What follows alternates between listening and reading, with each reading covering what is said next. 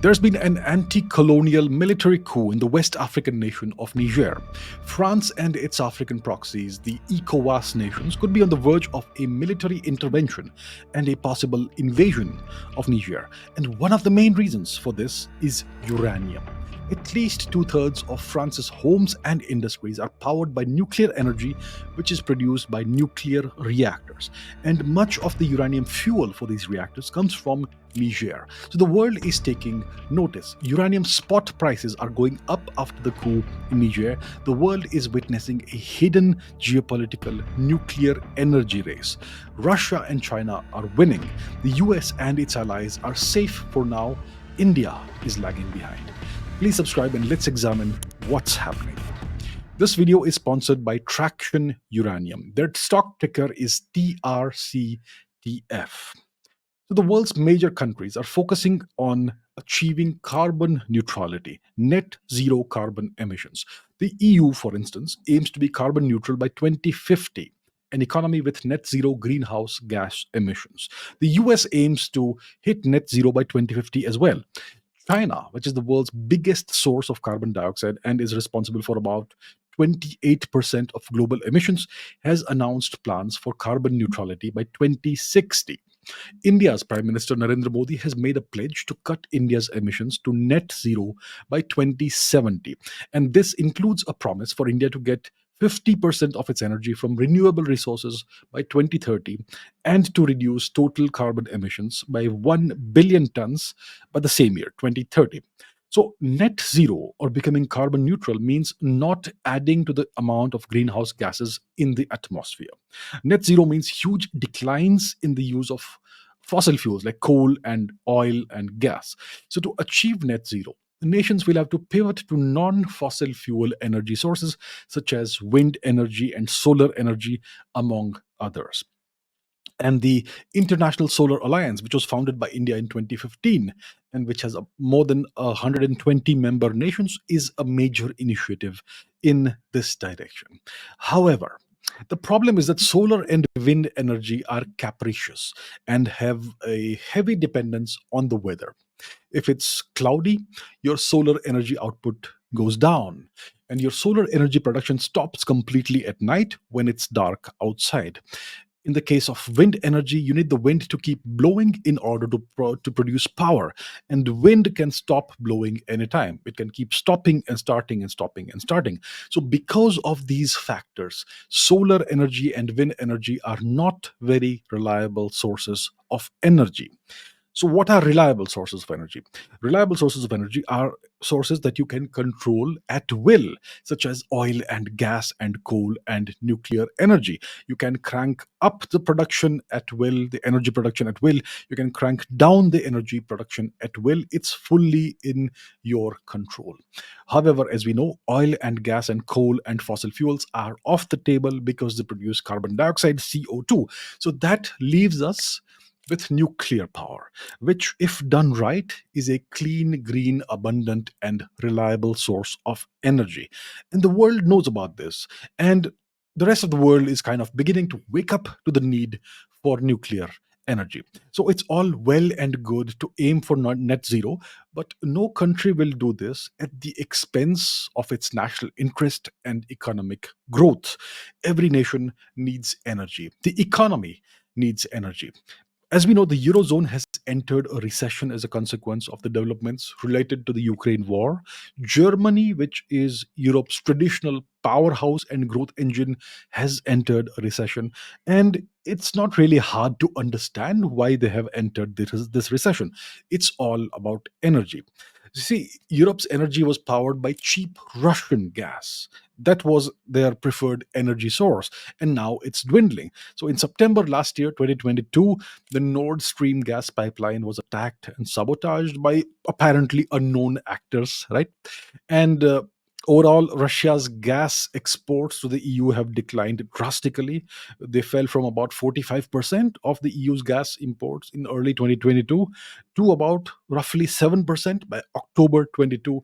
So the EU's economy has been starved of cheap energy. And that's one of the primary reasons behind the recession. The economy needs energy, industries need energy, and Europe is currently being starved of energy. It's being starved of Russian gas, so it's forced to import the same amount of gas or maybe less gas at three times the price from the US. And that's the kind of thing that's going down, and that's going to create huge problems. So that's the reason why the EU has entered a recession. Now let's take a look at nuclear energy in, let's say, Germany.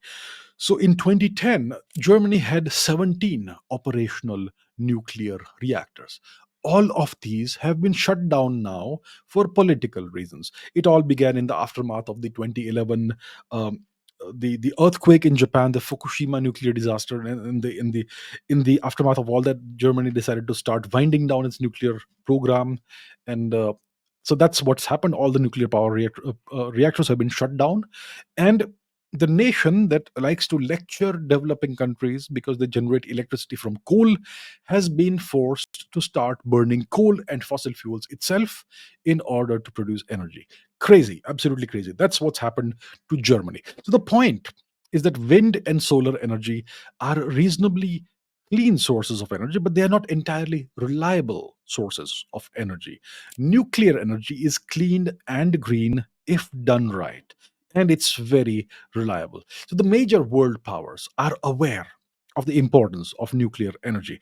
Every nation that has the ability to build and operate nuclear reactors should have nuclear energy as a key component, an important component of its energy portfolio. Now, if we look at the major consumers of nuclear power, we see that the US is right at the top with 30.3% of the global consumption. And this is followed by China, France, Russia, South Korea in the top five. If we examine the number of nuclear reactors by country, we see that the US once again leads the pack, followed by France, China, Russia, and Japan in the top five. And if we see the number of nuclear reactors under construction at this point in time, we see that China and India lead the pack. So these statistics give us an idea of which nations have the capability to use nuclear power and which nations are investing in nuclear power and taking it seriously, very seriously. But looking at consumption alone is not enough. We must also look at production. So, the nuclear fuel that's used in most reactors is uranium. The top nations in terms of uranium reserves are Australia, Kazakhstan, Canada, Russia, South Africa, China, Brazil, Niger, and Namibia. And the top five producers of uranium are Kazakhstan, Namibia, Canada, Australia, Uzbekistan, Russia, and China. So the nations that control the uranium mines and the production and the enrichment of uranium are the ones that can be said to be truly secure in terms of nuclear energy. And as you can see, India accounts for only 1% of the worldwide uranium production. India is a net importer of uranium. And when it comes to the US doesn't produce any significant amount of uranium at all. And the fact that the US has not imposed sanctions on uranium exports from Russia tells an interesting tale. It tells us that behind this is the fact that the US relies on Russia for 14% of its uranium imports. So let's take a deeper dive, a deeper look at the top five producers of uranium to understand the geopolitics behind all of this. So, Kazakhstan, which has 13% of the world's uranium reserves, produces a whopping 46% of the world's uranium output. Almost half of the world's uranium is produced by one nation, Kazakhstan, which is a Central Asian nation. This is a nation, if you look at the map, you'll understand why. It's a nation that comes under, and if you also have to understand the history, Kazakhstan comes under Russia's sphere of political and military influence. Next comes Namibia. Namibia has 5% of the world's uranium reserves, but it produces 12% of the world's uranium output. And China has significant stakes in Namibia's uranium production. Canada has 9% of the world's uranium reserves and it produces 10% of the world's uranium output. Canada is known for producing the world's best uranium, and Canada comes under the political and military influence or you could say control of the US. Now, the company that's the sponsor of this video is a uranium production company from Canada called Traction Uranium. Here is their stock ticker on your screen. It's TRCTF. And this company is a great example of the role that Canada plays in global uranium production. So, Traction Uranium are drilling in the best uranium jurisdiction in the world right now. It's the Athabasca Basin in Canada. The Athabasca Basin in Canada is called the Saudi Arabia of uranium. It produces the highest grade uranium in the world with about 20 times the average international purity. So it's better than Russia, Australia, Kazakhstan, and so on. And the company's technical advisor, Bon Tan, was instrumental in the 1975 discovery of the Key Lake uranium deposit in Saskatchewan, which is the region in which the Athabasca Basin is located. So, Traction Uranium has a phenomenal structure for the shares. Its institutional shareholders include Sprott Capital, Canaccord Genuity, and Research Capital. Institutional investors and high net worth individuals comprise 30% of the ownership stake, but the most powerful part is that founders and strategic partners own an additional 55%, which makes it a really tight and closely held company. The people that believe in this company are actually the shareholders. So 55% is huge. The founders and strategic partners have a lot riding on this. They have a lot of skin in the game. And this company has access to all the production and refinement facilities right there in the Athabasca Basin. So in the case of many companies, they don't have access to the technology and the facilities, and they need to send the ore. They need to ship the ore to a third party and have someone else process and refine it. But in the case of this company, it's not the case. All the facilities are right there. They're able to bring the uranium ore out of the ground, process it, refine it, and deliver it to nuclear power plants in the US and Canada, nations that desperately need it and want it. The timing here is also important because they're going to start drilling soon and they will soon have the results, and their stock price could shoot up if they strike it big. So check out this company called Traction Uranium. Here is their stock ticker on your screen. It's TRCTF. As always, do your own research, do your own due diligence on the company. Look at the projects they are currently working on. You will find the relevant links in the description below so that you can do your own research and your own due diligence to see if this is a good fit for you. So all of that is in the description below. So this company is a great example which should give you an idea of the quality of uranium and the amount of uranium that Canada is blessed with. And like I said, and like we know, I hope you know, Canada comes under the political and military influence, or rather control, of the US. Next comes Australia, which has 29% of the world's uranium reserves and produces 9% of the world's uranium output. Australia also comes under the political and military influence or control or ownership, whichever way you see it, of the United States. And lastly, in the top five, we have Uzbekistan, which produces 7% of the world's uranium output.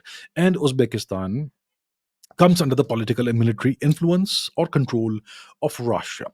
So, from all of this, from the top five nations, producers, you can see that it's actually Russia, the US, and China that control much of the world's uranium reserves, mines, and production facilities. And we also saw that China and India lead the world in the number of new nuclear reactors under construction. So the question now is, where does India stand in all of this?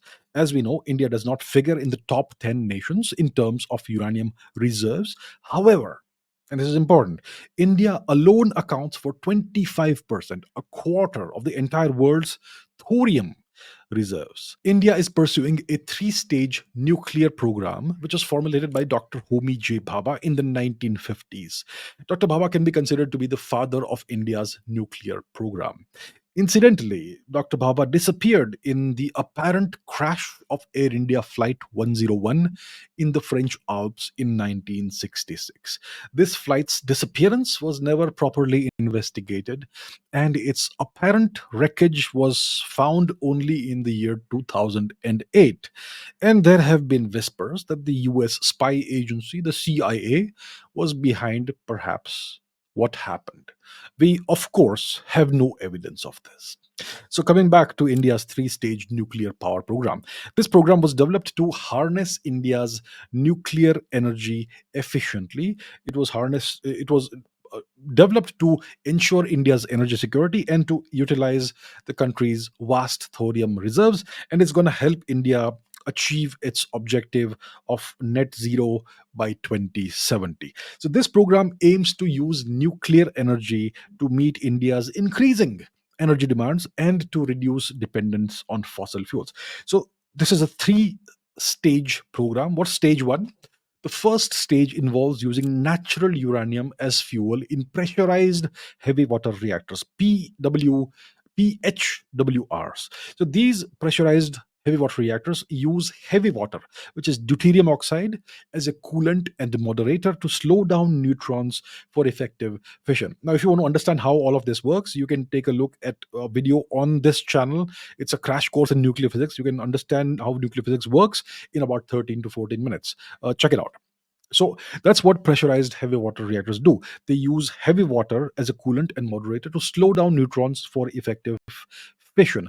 During this stage, India will produce plutonium 239 as a byproduct of nuclear reactions in these heavy water reactors, pressurized heavy water reactors. Then there is stage two, which comes after this. So the second stage involves the use of fast breeder reactors, FBRs, to optimize plutonium utilization and produce more fissile material. So these fast breeder reactors use fast neutrons to sustain nuclear reactions, and these reactors convert non-fissile uranium 238 into fissile plutonium 239, which can be used as fuel. One of the uses is fuel. Okay, these reactors in this stage they operate on a breeding principle, so they produce more fissile material than they consume. So India's prototype fast breeder reactor at Kalpakkam is a notable project in under this stage, and it's been operational for quite some time. So this is stage two of the three-stage program. Stage three, what is that? The third stage involves utilizing thorium 232 as a fertile material in reactors to breed uranium 233.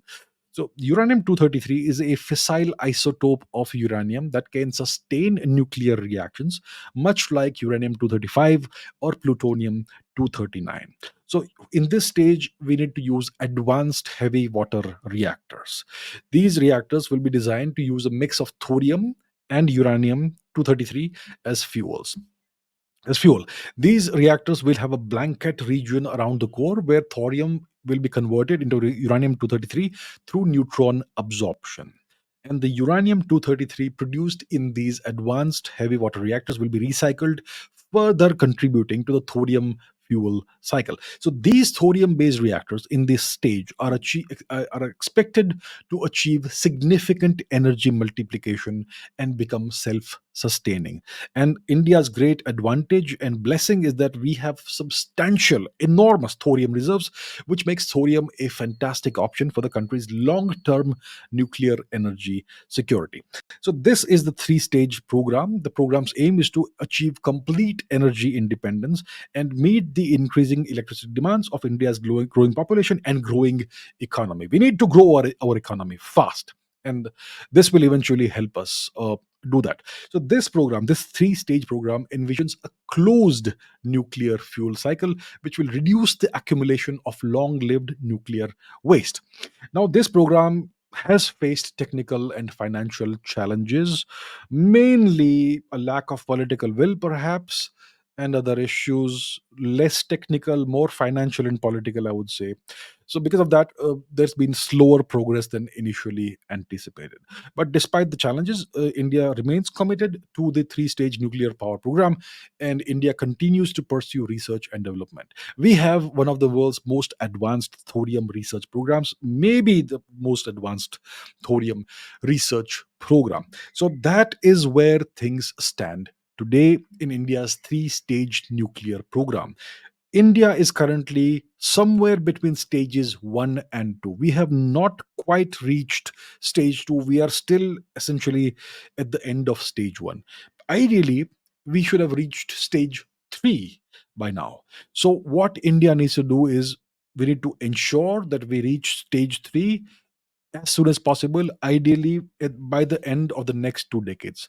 Ideally, we should reach stage 3 in the next 2 decades, because the sooner we reach stage 3, thorium based advanced heavy water reactors, which will use Indian thorium, the sooner we will become self sufficient in nuclear energy, and we will no longer have to depend on uranium exports from other countries. It is critical that India achieves self sufficiency in nuclear energy so that it no longer has to depend on uranium imports, which give nations like the US and even Russia enormous geopolitical leverage over India. So that's what needs to happen as soon as possible. And India should spare no effort to reach that stage at the earliest.